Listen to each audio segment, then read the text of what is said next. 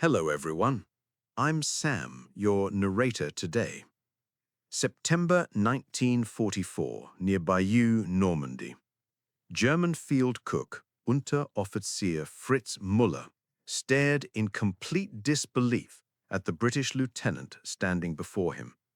After 3 days as prisoners of war, he and his 4 kitchen comrades expected transfer to a distant camp, perhaps brutal labor, certainly separation from their unit forever. Instead, this British officer was pointing at their Gulaschkanone, the wheeled field kitchen German soldiers affectionately called the Gulaschkanone, and asking through an interpreter if they could prepare dinner, not just for themselves, for everyone, British soldiers, other German prisoners, even nearby displaced French civilians. "You want us to cook?" Müller asked, certain he had misunderstood the translation. The concept violated everything Nazi propaganda had told them about British barbarism toward prisoners. For 4 years, they had heard stories of Allied cruelty, starvation rations, vindictive treatment of captured Germans. Yet here stood this lieutenant explaining matter-of-factly that his unit had outpaced their own kitchen staff, everyone was hungry, and the Germans clearly knew how to operate their equipment. This is the story of how captured German cooks discovered that their enemies wanted them to continue their profession, how shared meals broke down barriers that ideology had built, and how former enemies became colleagues through the universal language of food. The British 50th Northumbrian Infantry Division had captured this support unit during the eastward push following the successful Normandy landings. Among their regular prisoners, infantrymen, artillerymen, and the occasional officer, they found something unexpected: a complete Heeresverpflegungsamt, an army provisioning office detachment with 5 trained cooks, 3 fully operational field kitchens, and supplies meant to feed a German company for a week. Military records from September 1944 confirmed this unusual encounter. The 50th Division's War Diary notes, "Captured German field kitchen with personnel intact. Equipment serviceable. Decision made to utilize same for immediate improvement of food situation." This practical approach to enemy resources wasn't specifically outlined in any military handbook, but it reflected British pragmatism in the field. Why let perfectly good cooks and equipment sit idle when everyone needed feeding? The German field kitchen, the Feldkochherd, represented remarkable efficiency in mobile catering. Designed to feed 125 to 150 men from one unit, these wheeled kitchens could prepare meals while literally on the move. 2 large kettles, each holding 65 liters, could produce soup, stew, or coffee for an entire company. German military specifications required these kitchens to begin serving hot food within 30 minutes of setup, efficiency the British Army Catering Corps could seldom match. Unteroffizier Fritz Müller, the senior cook, according to processing documents, had served as a baker in Frankfurt before the war. His assistant, Wilhelm Becker, had been a hotel chef in Hamburg. Together with 3 other food service specialists, they had kept their unit fed through the fierce fighting following the Allied invasion. Now, as prisoners, they faced the bizarre prospect of continuing their duties, but for their captors. The German cooks exchanged glances, weighing their options. Refusing might mean separation, standard POW camps, perhaps shipment to Britain or America. Accepting meant maintaining their unit cohesion, continuing their profession, and perhaps better treatment. According to later interviews with Müller, it took less than a minute to decide. "Jawohl," Müller replied, straightening his posture. "We can cook. What supplies do you have?" That simple exchange, documented in both British records and post-war interviews, began one of the war's most unusual arrangements. Within hours, the Gulaschkanone was steaming, German cooks were chopping ingredients, and British soldiers were forming queues with their mess kits, creating a scene that contradicted everything both sides had been told about their enemies. As darkness fell over Normandy that September evening, the aroma of cooking food drew British and German soldiers to a shared meal that neither side had anticipated at dawn. The first hesitant tastes, the cautious appreciation, the surprised nods of approval, these moments began a culinary collaboration that would eventually challenge deeply held prejudices more effectively than any propaganda campaign could. That first shared meal revealed profound differences between German and British military culinary traditions. Unteroffizier Müller's team prepared their standard Eintopf, a thick one-pot stew combining potatoes, turnips, barley, and small portions of preserved meat. The British soldiers approached the steaming kettles with visible skepticism.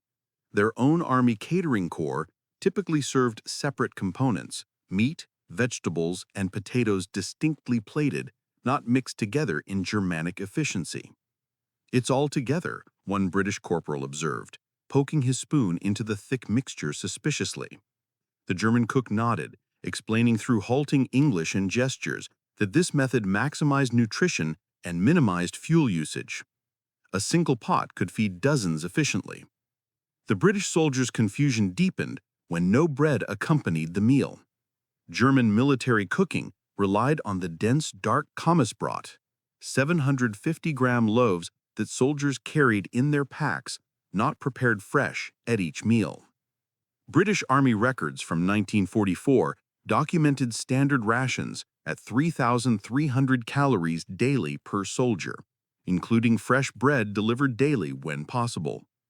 German Wehrmacht regulations specified 3,100 calories, but by 1944, actual provisions had declined to approximately 2,600 calories, with heavy emphasis on potatoes and root vegetables. This caloric reality was visible in the contrast between the well-fed British soldiers and their somewhat leaner German prisoners. Most striking to the German cooks was the British obsession with tea. Within hours of establishing the field kitchen, British quartermasters delivered 12 large tins of tea leaves alongside white sugar and powdered milk. According to Ludwig Hahn, the youngest German cook, whose post-war memoir documents this arrangement, the British officers insisted on tea being available continuously, not just at mealtimes. They drink it like water and become irritable without it. British Army regulations from 1944 confirm a tea ration of 5/8 ounce per man daily, enough for 6 strong cups. The British soldiers, meanwhile, marveled at how German cooks utilized every available resource. Vegetable trimmings became soup base, stale bread transformed into thickener, bones were roasted before boiling for deeper flavor. These techniques reflected years of German resource constraints that had trained military cooks in extreme efficiency. British Army Catering Corps training, by contrast, emphasized standardization over improvisation. Cultural misunderstandings abounded. German cooks prepared coffee at dawn, following continental traditions. British soldiers expected tea. The Germans scheduled the main meal at midday. The British expected it in the evening. British officers initially insisted on being served separately from enlisted men, a class distinction that bewildered the Germans, whose officers ate the same food as their men, merely in different locations. By the second week, practical compromises emerged. Mess schedules posted in both languages show how meal timing evolved. Breakfast included both coffee and tea. Lunch became lighter than German tradition, but heartier than British custom. Dinner incorporated elements from both cuisines. British supply sergeants provided unfamiliar ingredients, canned tomatoes, dried fruits, exotic spices from colonial outposts. The German cooks experimented cautiously, adapting their traditional recipes to these new ingredients. "We thought they would be monsters," Müller confided to a German-speaking British lieutenant after 3 weeks of cooking. "We were told you starved prisoners." The lieutenant replied with equal candor. "We thought all Germans were fanatics, yet here you are, just cooks like our own." Military historian Arnold Kershaw's analysis of British 21st Army Group records confirms that by October 1944, at least 17 similar arrangements had developed across the Allied front, with German cooks maintaining their duties under British supervision.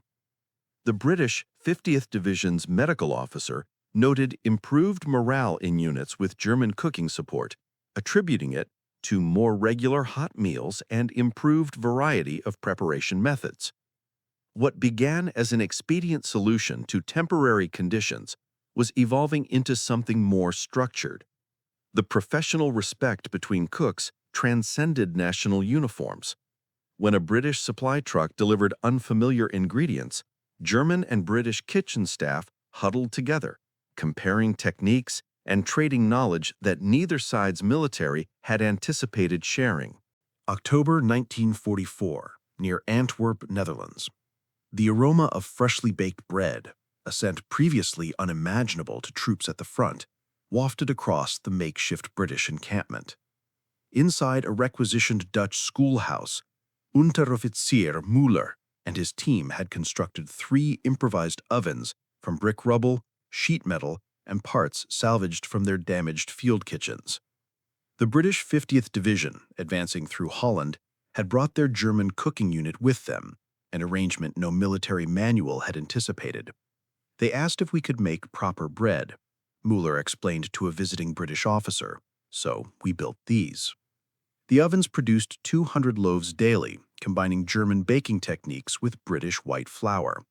The dense, nutritious loaves became highly prized among British troops accustomed to pre-sliced tins of mass-produced bread shipped from England.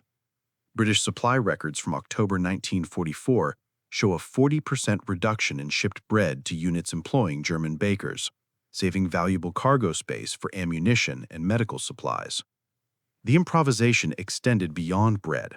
When British quartermasters provided unfamiliar ingredients, canned pineapple, dried coconut, American Spam, the German cooks experimented cautiously.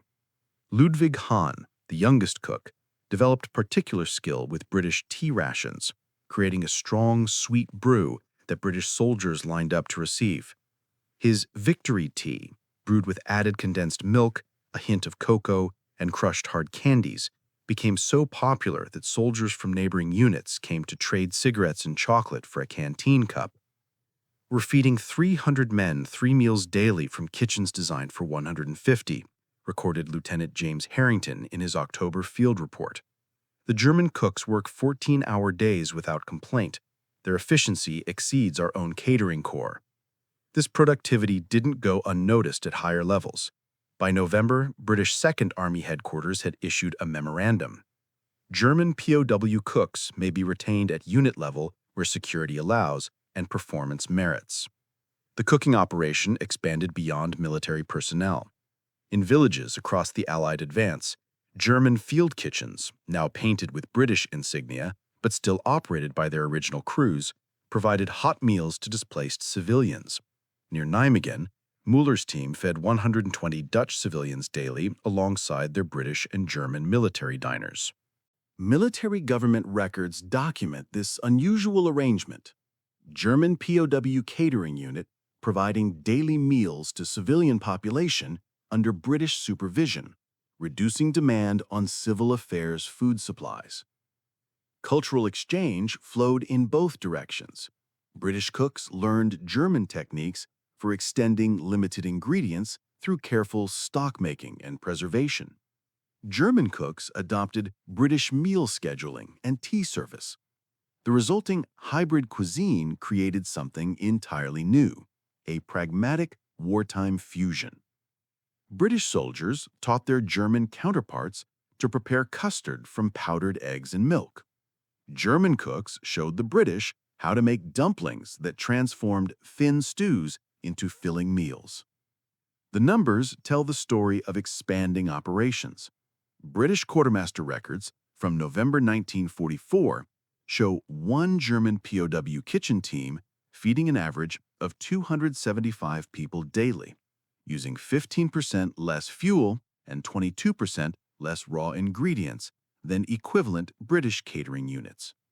By December, 17 documented German cooking teams operated under British supervision across the front, serving approximately 4,500 meals daily to British troops, other German POWs, and civilians. Wilhelm Becker, formerly a hotel chef in Hamburg, received permission to maintain a garden behind British lines, growing herbs and vegetables to supplement military rations. His notebook, preserved in Imperial War Museum archives, meticulously records yields: 85 pounds of turnips, 140 pounds of potatoes, 32 pounds of onions harvested before the first frost. These fresh ingredients transformed standard military fare into something approaching pre-war civilian meals. As winter approached, these cooping arrangements became increasingly formalized. British officers issued handwritten certificates to their German cooks, identifying them as essential personnel. These documents, several of which survive in archives, protected the cooks from transfer to general POW camps. What had begun as emergency improvisation was evolving into something more permanent, a recognition that former enemies could provide essential services under the right conditions. January 1945, Cleves, Germany. The British 21st Army Group's headquarters mess hall, once a German school gymnasium, buzzed with activity as Field Marshal Montgomery's staff officers lined up for their midday meal. Behind the serving table stood Unteroffizier Müller and his team, now wearing clean white cook's garments with small POW badges sewn discreetly on the sleeves. What had begun as battlefield expediency had evolved into official policy. British War Office Directive 7342, issued December 1944, formalized the status of German POW cooks. German prisoners with culinary training may be employed in field kitchens and base installations, where their skills contribute to operational efficiency. The document established payment, 6 pence daily held in trust until repatriation, required weekly security reviews, and mandated humane treatment in accordance with Geneva Convention standards. This transformation from ad hoc arrangement to official program reflected growing British labor shortages as the war entered its final phases. By February 1945, military records documented 1,263 German POW cooks working across British military operations in Northwest Europe. They prepared meals in field hospitals, headquarters installations, transit camps, and forward bases.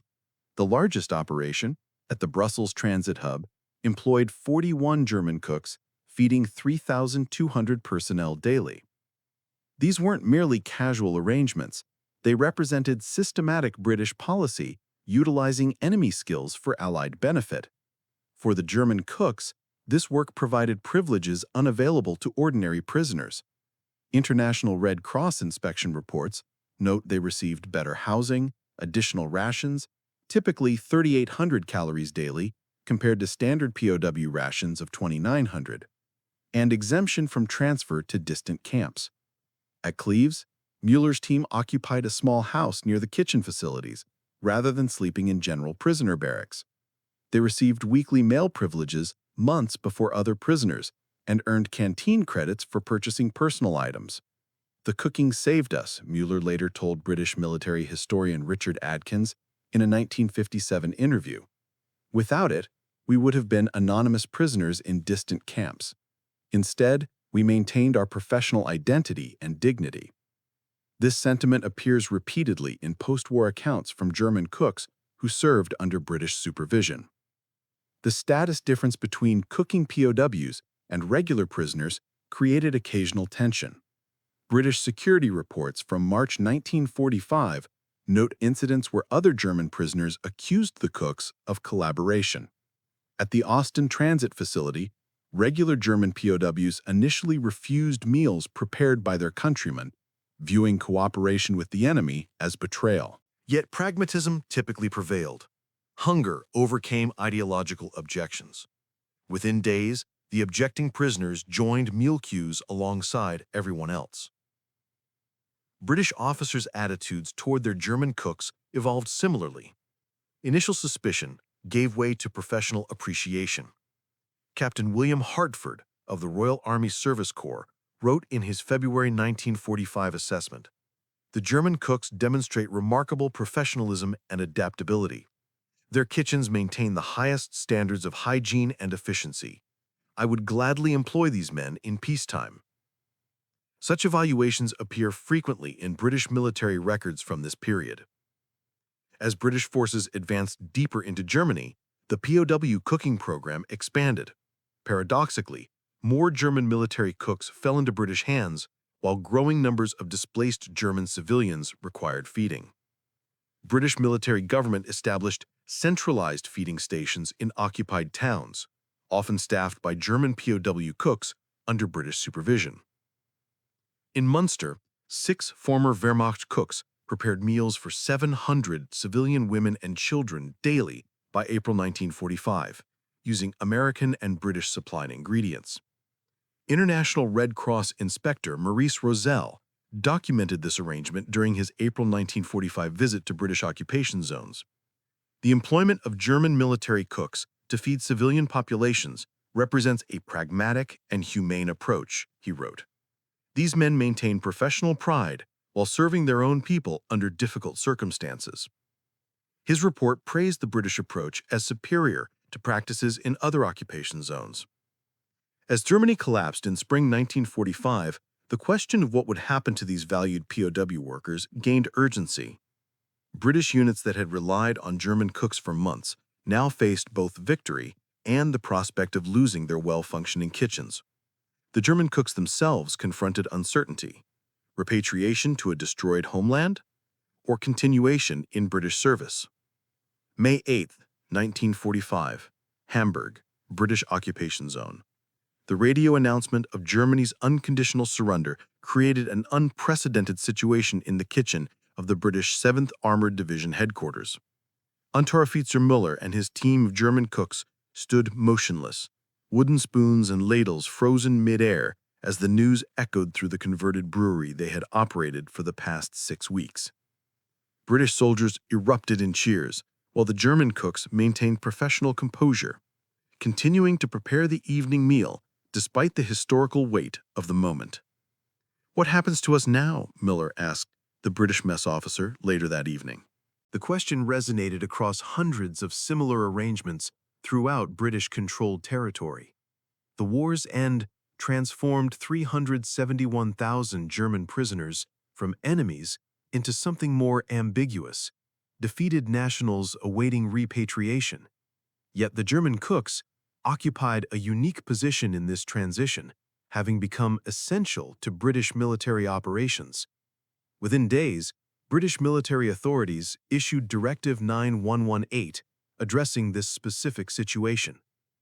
German POW catering personnel may continue their duties during the transition to peace. Repatriation of these specialists shall be prioritized according to operational requirements rather than standard protocols. This bureaucratic language masked simple reality: the British weren't ready to lose their German cooks. For the victory celebration on May 9, British commanders requested special meals from their German kitchen staffs, creating profound emotional complexity. At the Hamburg headquarters, Müller's team prepared roasted ham with pineapple, Duchess potatoes, and apple strudel, a meal simultaneously celebrating their own nation's defeat. British soldier Arthur Jenkins recorded in his diary, "Strange watching Jerry cooks prepare our victory dinner. They worked with perfect professionalism, though it must have been bitter. The meal was excellent, perhaps their way of showing dignity in defeat."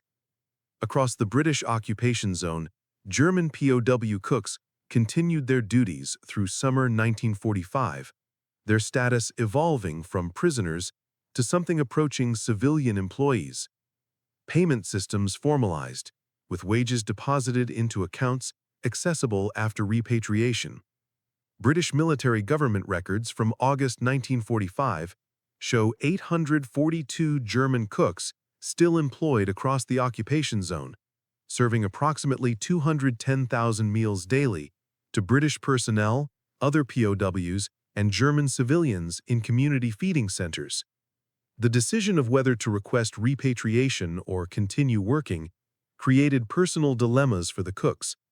Wilhelm Becker, the former Hamburg hotel chef who had maintained gardens behind British lines, submitted a formal request to remain in British service.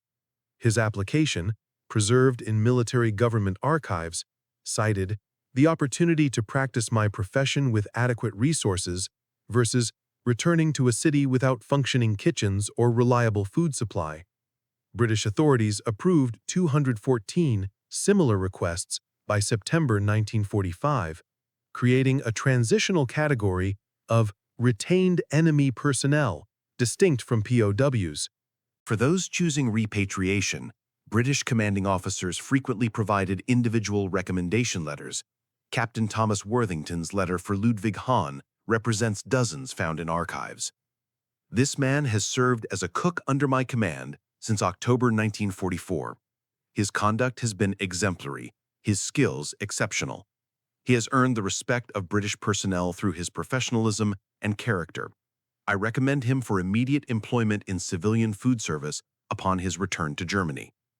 Special arrangements marked the departure of long-serving kitchen teams. When Müller's original group from Normandy finally received repatriation orders in October 1945, the British 50th Division organized a formal dinner where British officers served their departing German cooks. Lieutenant Colonel Richards presented each man with a small gift, a set of British measuring spoons, cigarettes, chocolate, and a signed photograph of their British kitchen colleagues. These gestures, documented in multiple unit histories, represented recognition of professional bonds that had transcended enemy status. As trains and trucks carried German cooks back to their hometowns, many carried more than personal possessions. British authorities permitted them to take recipe cards, notebooks of techniques, and small quantities of rare ingredients like tea, spices, and chocolate. These culinary souvenirs, seemingly trivial amid continental devastation, would influence German cooking in unexpected ways during Reconstruction. December 1946, Frankfurt, American occupation zone. The line of hungry Germans stretched around the block, drawn by rumors of a new restaurant offering something extraordinary: unlimited tea served British style with milk and sugar. Inside the converted storefront, Fritz Müller, now simply Herr Müller, proprietor, moved efficiently behind a counter fashioned from American shipping crates. The teapots, British Army surplus, purchased through occupation authorities, steamed constantly as Germans experienced flavors most had forgotten during years of ersatz coffee and herbal substitutes. Müller represented hundreds of former POW cooks returned to devastated German cities carrying an unexpected asset: intimate knowledge of Allied food systems and techniques. In cities where functioning restaurants were rare and food supplies strictly controlled, these men leveraged their unusual wartime experience into immediate employment. Their British military recommendation letters, bearing official stamps and signatures, opened doors with occupation authorities that remained closed to most Germans. The culinary influence flowed in both directions. In Britain, demobilized soldiers returned home with newfound appreciation for German cooking techniques. The dense, nutritious bread they had enjoyed from POW bakers influenced post-war British baking. Army catering schools incorporated lessons from German field kitchens, particularly methods for stretching ingredients and reducing waste. The British Army Catering Corps' 1947 field manual included sections on continental efficiency measures that clearly derived from German practices. Wilhelm Becker, who had maintained vegetable gardens behind British lines, opened Hamburg's first post-war hotel restaurant in February 1947. His establishment featured a distinctive Anglo-German cuisine, traditional German dishes prepared with British organizational methods and service traditions. Contemporary accounts describe his dining room's unusual feature: an afternoon tea service complete with tiered stands holding small sandwiches and pastries, a direct import from British officers' messes where he had worked for 18 months after the war's end. Most significantly, many former POW cooks became key figures in Germany's hotel and restaurant renaissance during the economic miracle of the 1950s. Ludwig Hahn, whose victory tea had once been traded for cigarettes among British soldiers, established Frankfurt's Ingleser Hof in 1951. Its restaurant featured dishes documenting his unique culinary journey: Tommy pudding, made with powdered milk and eggs; Churchill stew, featuring corned beef and root vegetables; invasion bread, using British-style flour and German technique. Statistical records from West German hospitality associations reveal the impact. Approximately 340 hotels and restaurants, established between 1947 and 1957, were founded or co-founded by former military cooks with British POW experience. These establishments employed an estimated 4,800 workers and served approximately 12.6 million meals annually by 1957, representing nearly 8% of West Germany's commercial food service sector. The connections formed over shared meals sometimes lasted decades. In 1962, British veterans of the 50th Division organized a reunion in Newcastle that included invitations to 7 German cooks who had fed them during the advance through Europe. 6 attended, traveling from Germany at British expense. Photographs show former enemies sharing meals and memories, united by the universal language of food that had first connected them amid war's destruction. Hans Müller, son of the original Unteroffizier Müller, continued his father's culinary legacy by studying at a British hotel school in the 1960s, his tuition partially funded by a scholarship established by British veterans. His subsequent career included positions at London's Savoy and Claridge's before returning to Germany to operate his father's expanded restaurant business. This second-generation connection exemplifies how culinary bonds formed in crisis created lasting professional networks. Modern food historians recognize this wartime culinary exchange as more significant than previously acknowledged. Dr. Elizabeth Hartley of the European Culinary Institute observed in her 2019 analysis, the integration of German POW cooks into British military kitchens represents one of history's most unusual cultural exchanges. These daily interactions around fundamental human needs, preparing and sharing food, created understanding that formal reconciliation programs could never achieve. The legacy continues in subtle ways. British military dining facilities still serve a dense, brown bread called Wehrmacht loaf by older personnel. German restaurants near former British bases often feature distinctive tea services. These culinary echoes, spanning decades and generations, began with that surprising moment when British soldiers, recognizing skilled professionals behind enemy uniforms, pragmatically asked their German prisoners to feed everyone. The captured German cooks, initially stunned by the request to prepare meals for their captives, ultimately demonstrated how shared food transcends artificial divisions. Their story reminds us that human connections, formed through the simple act of breaking bread together, often prove more durable than the conflicts that temporarily divide us.